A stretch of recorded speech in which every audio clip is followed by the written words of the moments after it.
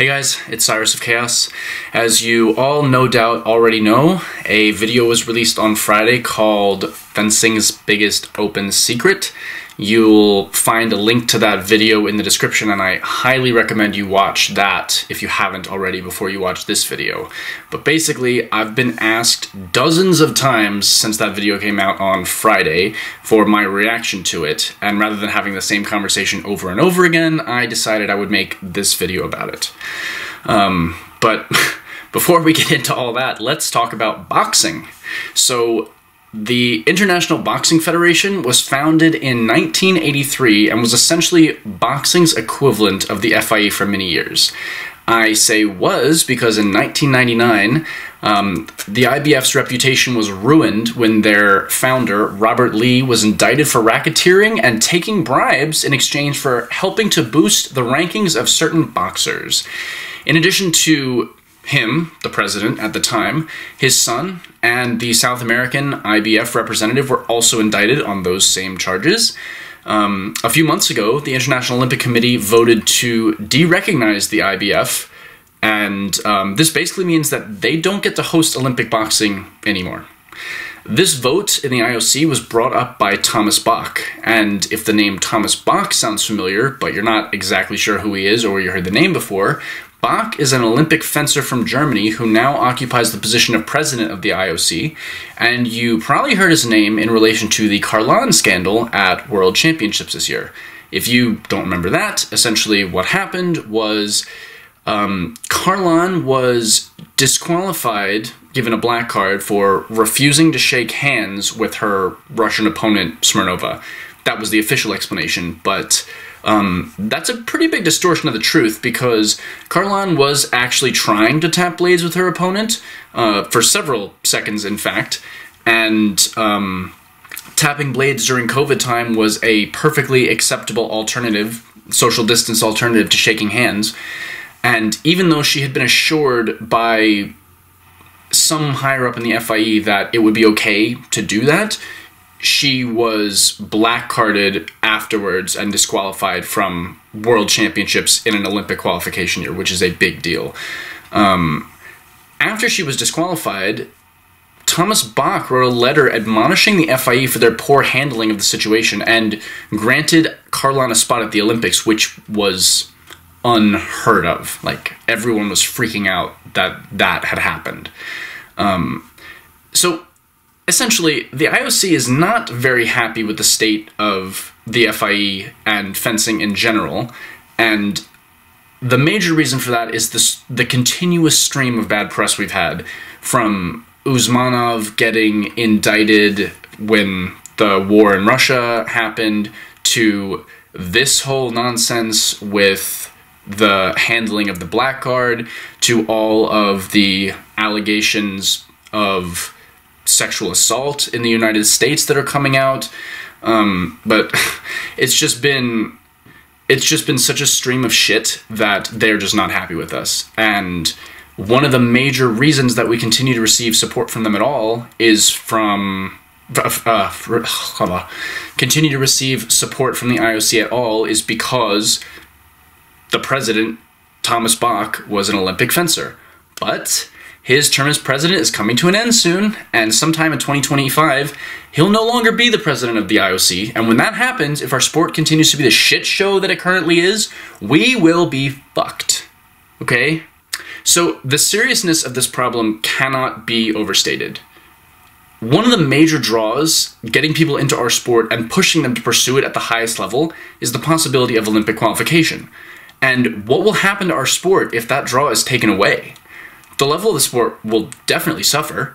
If we continue to go down this road, we may even lose our status as an NCAA sport, and that is even more of a draw getting kids in, because having a spot on a college team is something that's very desirable. And if you ask, I would guess probably half of the fencers in our sport right now who aren't at the college level would say that a major motivation for them continuing to fence is to be able to fence in college. So to have those two things taken away would just completely neuter our sport.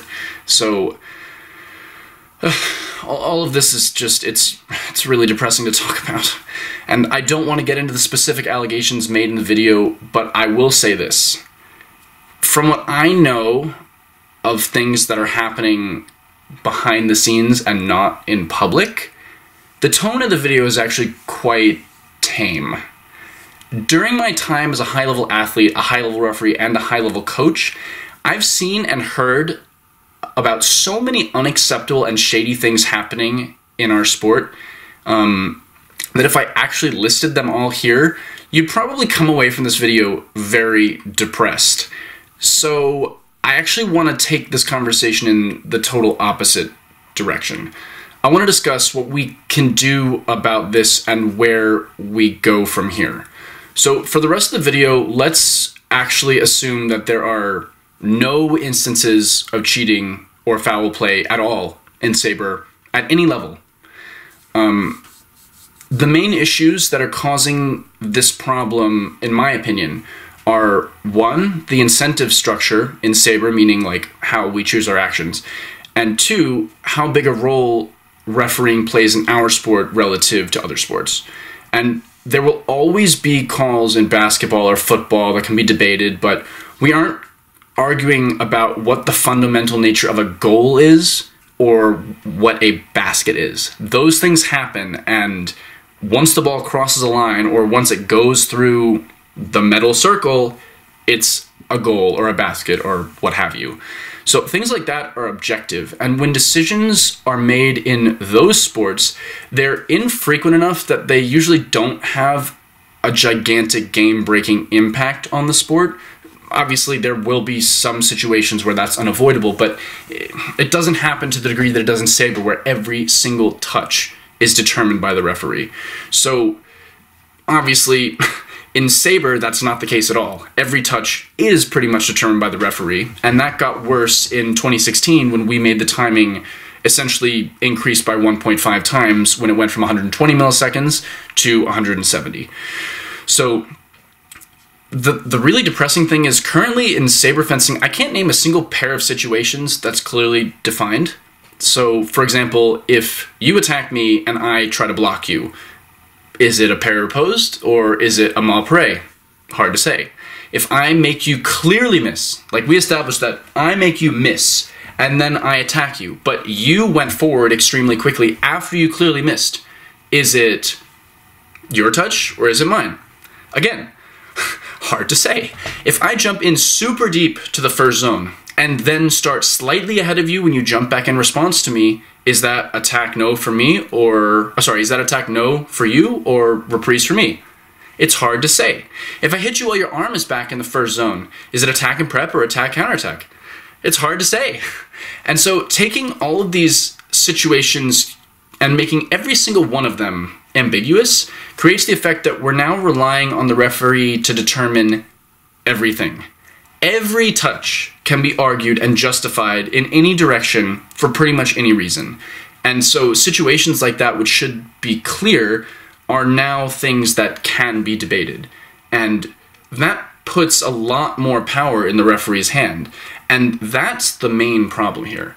As some of you may know from posts that I've made either on Instagram or on Reddit or just heard me say when talking to me in person, is that I have been working on a really big statistics project for a while now. And I'm planning on putting it out shortly after the 2024 Olympics because I want one more data point for each of the genders. But I will give you a little teaser / plug the video a little bit here because the two things are actually quite closely related. So I've been working on using statistics to quantify how entertaining fencing is and using those objective metrics to compare the entertainingness of fencing now versus at different points in the past. And in order to obtain these metrics, I basically asked several high-level fencers what they thought made saber fencing fun to watch. And what we all agreed on is that when there are more back and forth actions, saber is much more entertaining to a point. And when people spend a lot of time just running at each other in the first zone, it's a lot less entertaining. And for the purpose of brevity, let's call any situation where both people attack each other in the first zone a grinding touch or a grinding action. this is, like, the grinding touches especially are really difficult for spectators to understand who don't have an intimate knowledge of saber fencing, because whether the action is attack, counterattack, or attack and prep, or a simultaneous action, those actions happen too quickly and are too nuanced for most spectators to be able to understand. So what people want to see is those sequences where you chase me down, I barely make you miss, I run you down, and you hit me with a parry riposte on the back line. Those are impressive. Those are fun. But they don't really happen anymore. And why not? Well, I'll go into why more in a follow-up video, but this is important, so let's talk about it a little bit right now. In 2008, only about 10% of touches were grinding touches, and the rest pretty much all left the first zone in some way. So during these touches, usually there were back and forth actions, and another interesting stat is the back and forth to touch ratio. So essentially, how many back and forth actions there were, or how many changes of direction there were per touch. And in 2008, it was 1.66. So essentially, every couple touches, there was a pretty entertaining back and forth. But let's fast forward to my most recent data point, which is the Olympics in 2021. So we just said that in 2008, only about 10% of touches were grinding touches. And we also said that's the boring metric that you want to be lower. So I'm going to give you guys a second to think about how often in modern senior World Cup level fencing, how often a high level saber fencing is a touch a grinding touch. So I want you to think about that for a second, and then say the answer out loud, and then I'll tell you what I've found. So, what'd you come up with? Okay, you ready for the answer? In 2021, 40% of touches were grinding touches. That means that the boring metric went up by ×4, which is a lot. And the intermediate data points in 2012 and 2016 confirmed that it was the same at those points, which means that it's not because of the timing change, it's because of the way the referees are calling the first zone. Meanwhile, guess how much the back and forth ratio decreased? Remember, that's supposed to be the interesting one. In 2008, that ratio was 1.66. In 2021, it had decreased to 0.83, which means that the entertaining metric has dropped by half, and the boring metric has gone up by ×4. That is not the direction we want those trends to be going in. So that's also mostly because of the refereeing. The major impact that the timing change had was the success percentage on attacks made outside the first zone. The reason I'm differentiating first zone attacks, which is the situation, some people call it the box, some people call it the simultaneous, some people call it the 4 meters, that situation is basically where the referee says ready, fence. And in that situation, right of way is very loosely established, and so things like attack and preparation will be called if I make a tiny mistake or you do something a tiny bit more correct than me, because neither of us has clearly established right of way yet. And so the incentive structure in the first zone and outside the first zone are a little bit, actually they're a lot different. And so I'm talking specifically about attacks made outside the first zone. So now that the timing is wider, one of the major arguments against shortening the timing again is that people are scared of what will happen if the attack becomes super weak again, because now the attack is pretty strong. But let's actually discuss what the weak percentage was. At the 2016 Olympics, which was the last year that the short timing was used, I'm going to ask you to take a guess as to how often attacks were landed outside the first zone. So how often did a saber fencer land one of those back and forth actions that we're talking about? And I'd like you to say it out loud. Ready? It used to be 50%. The most current data point I have, as I discussed before, was from the 2021 Olympics, and I'd like you to again guess how successful attacks were at that point. Essentially, how often do you think attacks land right now? What do you think? in 2021, 73% of attacks were successful. So roughly 3 out of 4. Most of the time when I ask this question to people, they guess like 90%.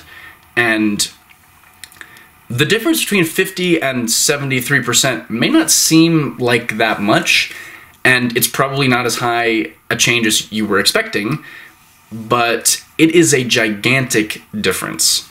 Before the timing change, defense and attack were roughly, on average, equally strong. Sure, you had some people who were above average or even exceptionally good at defending or attacking, but essentially those two options were fairly balanced. Like, it wasn't a death sentence to go on defense, it wasn't pointless to attack. The two options were, you know, both choosable. But now the balance is more like defense will be successful 1/4 of the time. The attack will be successful 3/4 of the time. And for further perspective, if you were in a board game or a video game, you choose the option to go on defense, it's basically like flip 2 coins. If either of them is tails, you lose. No one would ever want to choose that option, and that's basically what's happening right now. So one of the reasons that this is a problem especially is because back in those days, if you didn't like the way the referee was calling things, or you felt like you were getting screwed, you could just go on defense and fight for the touches there, because one, those touches are much more clear and easy to call than they are in the first zone, and then two, you could just make it one light, but that's not really possible anymore. The level is such that if you know that someone is going on defense, you can just run them down and they don't really have much of a chance. So going on defense has basically become a death sentence. And it's kind of frustrating for me when, as a coach, the number one question I get asked from my students is, what the hell am I supposed to do on defense? And my response is pretty much, have amazing technique, have fantastic distance and footwork, and incredible creativity. And at that point, maybe you'll be able to get a couple of touches. Maybe. Otherwise, you just go for something random and pray that it's yours. So my point is, referees now have much more control than they ever did in the first zone. And first zone actions are happening far more often than they used to.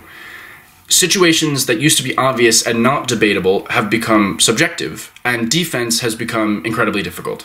In essence, if you do have a ref who is biased, either intentionally or otherwise, there isn't much you can do about it compared to how it used to be. So I'm going to ask the same question that Ponce de Leon Fencing asked in her video. What can we do? Well, my opinion is quite different from hers. I think that we should address the systemic problems with refereeing that are leading to our sport becoming this way in the first place. So we need to make sure that the ambiguous situations are more clearly defined. Like the situation I was saying where like this can be called attack counterattack now. Back in 2008, 2010, that was a clear attack and prep that no one would argue about. The situation where I make you miss and then I make a riposte as quickly as I can, or attack no-go as quickly as I can, that situation used to be, again, very clearly defined. No one would argue about it. It would be reprise if I made you miss, took several steps back, or just stood there for a second and you went again. But otherwise, it was a very obvious touch. I make you miss, it's my right of way, not reprise, right? Like, right now the line for that is broken and we need to fix those things. So the next thing that we can do is we need to make sure that all refs are on the same page about the way that they're calling things. Again, in 2008, 2010, the refereeing, there was still a little bit of variance, but it was much more consistent among referees than it is now. Now, everybody kind of has their own opinion on things. It's like, oh, well, this is the way that I feel it. That's the way that I feel it. I don't like reprise, so I'm not calling that. I don't like attack and prep, so I'm not calling that. It's all over the place. And so you can have an action that is called and justified many different ways. So that's not good either. The other thing we need to do is shorten the timing to make defense a viable option again. And I know some people don't want to go back to the 120 millisecond timing, but I think that that's actually a really healthy and balanced place for our sport to be, where attacking and defending are both equally strong. It's actually hard to find something that's that balanced, and we stumbled upon it by accident. So that would be my major thing. Switch the timing back, make sure that these ambiguous situations are biguated, where they're just all treated in a way that's consistent across referees. They become objective again instead of just being whatever the heck you feel like calling. And I think doing all of those things would go a long way towards fixing the problems that you see in our sport, not just from a referee control perspective, but also from an entertainment perspective. And again, when my video comes out on that, I'll go more in depth than this on all that stuff, and I have additional statistics to present. But finally, I said before, let's just assume that all this is being done accidentally and that there's no malicious behavior at all. But if there is actually any cheating going on right now, then let me be extremely blunt. If you are cheating and you keep doing what you're doing, everyone is going to lose everything. I can't speak to what is happening in other countries, but Americans are quitting over this because they feel like their passion and their life's pursuits are pointless. Please don't let that happen. Please stop rotting our sport from the inside. Please help us remove this cancer from our sport before it kills us completely. Please. And that's all I got. See you.